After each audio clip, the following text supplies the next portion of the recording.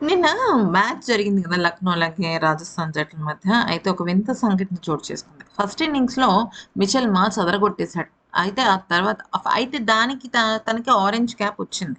కానీ నిన్న మ్యాచ్ పూర్తయిన తర్వాత వైభవ్ సూర్యవంశీ చేసిన పనికి అందరూ షాక్ అయ్యారు.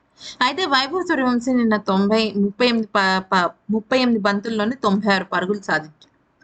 అయితే ఇక అప్పటికే వైభవ్ సూర్యవంశీ అద్దిరిపోయే స్కోర్‌ని ఈ టోర్నమెంట్‌లో సాధించాడు. ఇక అంతకు మునుపు లక్నో జట్టుకు సంబంధించిన మిచెల్ మార్ష్ దుమ్మురేపే ఇన్నింగ్స్‌తో అదరగొట్టాడు. 96 పరుగులు తను కూడా చేశాడు కానీ కొద్దిగా ఎక్కువ పరుగులే కావచ్చు. అయితే నిన్న ఫస్ట్ ఇన్నింగ్స్‌లో ఆరెంజ్ క్యాప్ మిచెల్ మార్ష్‌ని వరిస్తే సెకండ్ ఇన్నింగ్స్‌లో ఆ ఆరెంజ్ క్యాప్ కాస్త వైభవ్ సూర్యవంశీకి.